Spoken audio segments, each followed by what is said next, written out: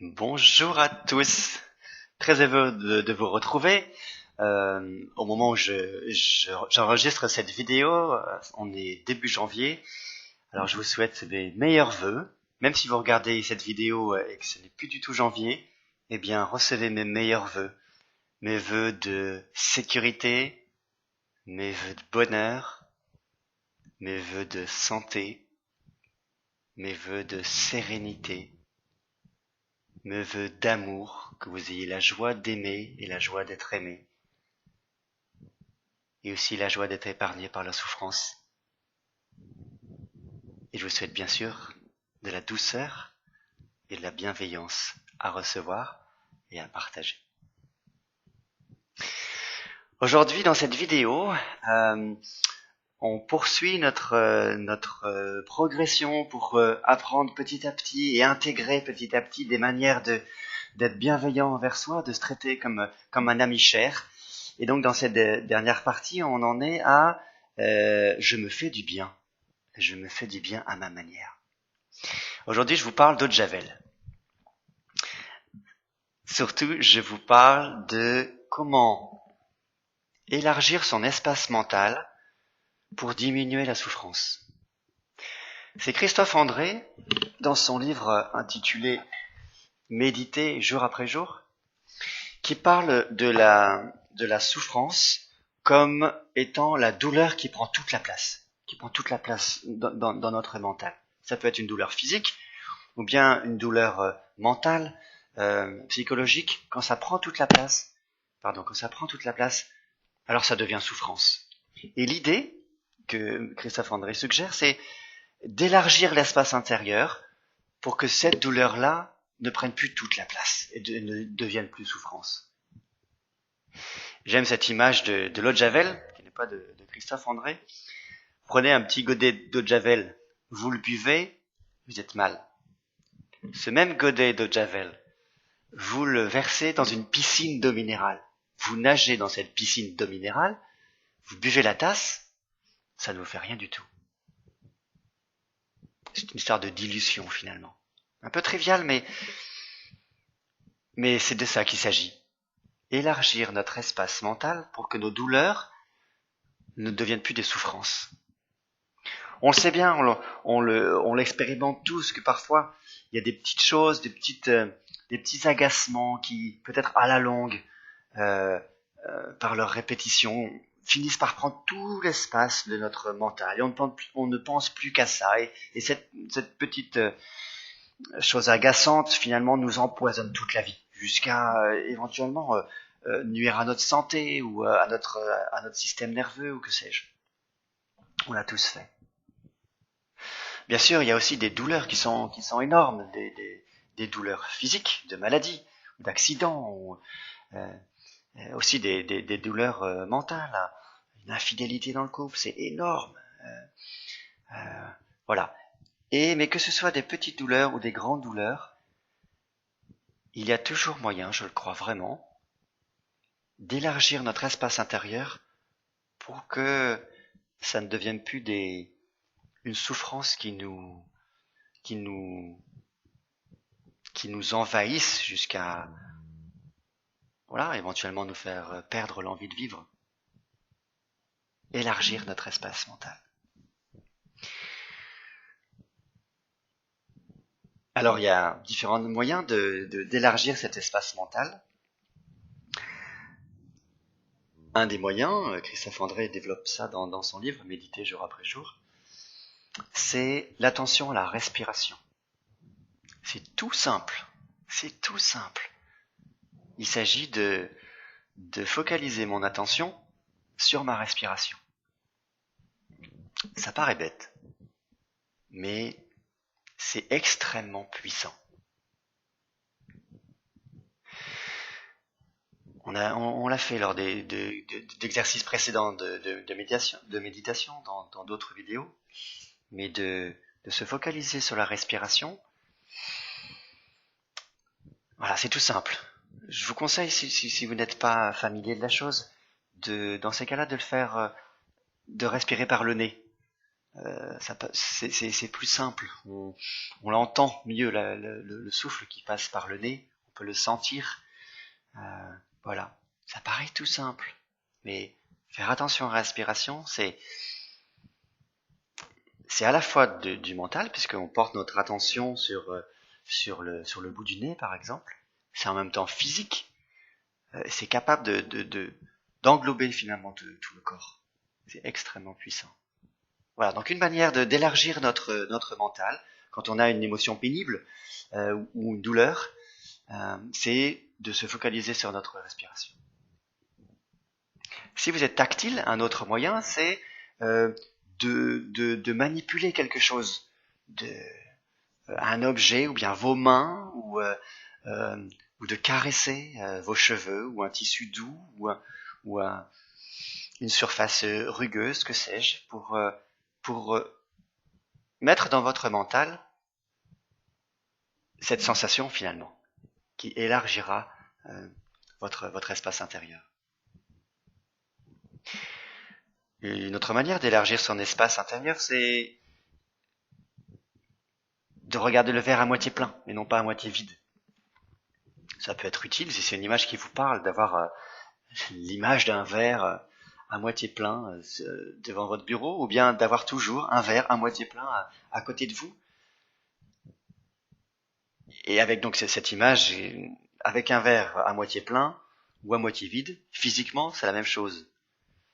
Mais ça dit deux manières différentes de voir la même situation.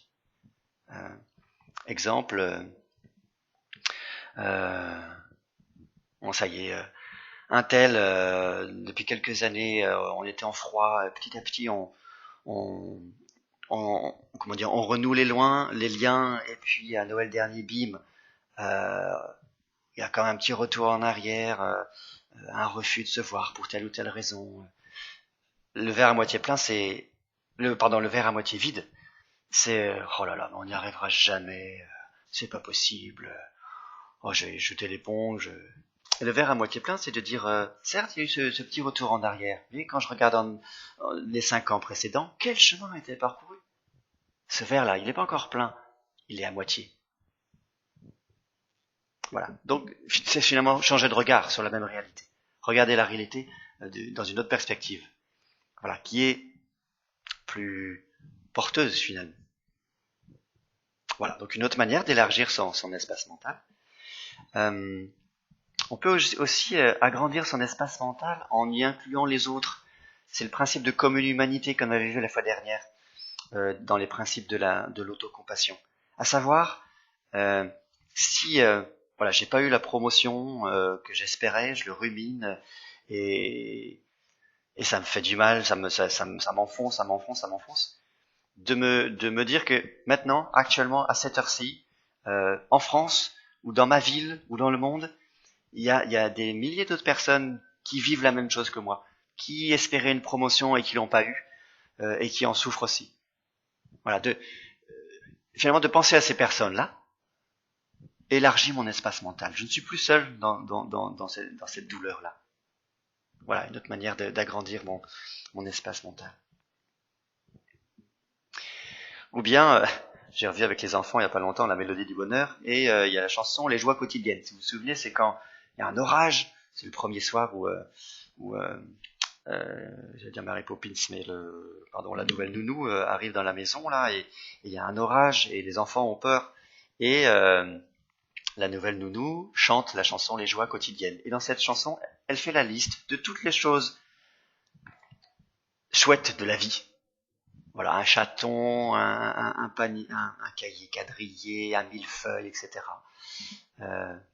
Voilà, et elle fait recouvrer le sourire aux enfants en portant son attention sur des choses positives. Ce qui n'empêche pas que l'orage est toujours là, mais il n'y a pas que l'orage à ce moment-là. Il y a aussi le fait d'être ensemble sur le lit, etc. Et enfin, je vous propose une dernière manière d'élargir votre espace mental, de diluer cette eau de javel, de la diluer dans la gratitude. Dans la gratitude.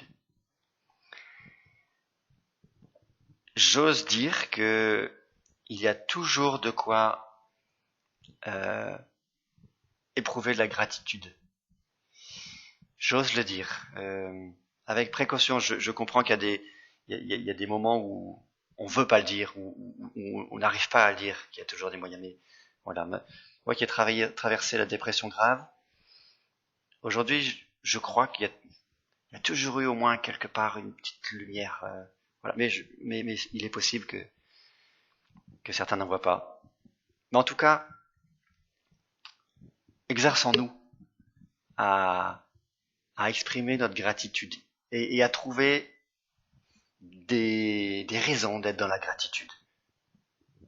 Ne serait-ce que de se dire, je suis vivant, je respire, ou bien je suis aimé, ou j'aime, j'ai la chance d'avoir une femme formidable, ou des enfants formidables, ou bien devant la nature, de contempler une fleur ou un brin d'herbe, et d'en exprimer la gratitude. Ça aussi, c'est une belle manière d'élargir l'espace mental, la gratitude. La compassion, c'est aussi une manière d'élargir notre espace mental, de penser à quelqu'un qui est vraiment dans la douleur, d'y penser vraiment, et de laisser tout notre être entrer en compassion avec cette personne-là. Ça peut être aussi une manière d'élargir notre espace mental. Voilà, quelques exemples pour diluer cette eau de javel. Alors, la source des émotions négatives que j'éprouve, la douleur, elle est toujours là. Voilà, si je suis cassé la jambe, par exemple, ou si j'ai mal au dos, le mal de dos est toujours là. Mais mon état d'esprit est différent. Il n'est plus seul avec cette douleur-là, puisqu'il y a d'autres choses dedans, et des choses plus belles. Et du coup, on en ressort comme réénergisé. On sait bien que le stress fait que nos capacités cognitives sont affectées. Moins de stress signifie finalement mieux à même de passer l'obstacle, de traverser le coup de mou. Voilà.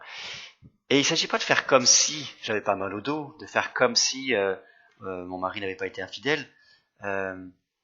Non, ça, ce serait fuir la réalité. Il s'agit au contraire d'intégrer cette douleur, la douleur du pied cassé, la douleur du mari infidèle, dans quelque chose de plus large, qui est précisément la réalité. Oui, mon mari a été infidèle, mais j'ai une fille qui m'adore. Mais je suis une personne avec des superbes qualités. Mais je suis vivante, etc., etc. Voilà, élargir notre espace intérieur par la gratitude, par l'attention à la respiration, en listant les joies quotidiennes, en regardant le verre à moitié plein, en touchant ou en priant. Une autre manière aussi d'élargir l'espace intérieur. Voilà une voie vraiment intéressante à suivre pour se faire du bien à soi, comme on le ferait envers un ami.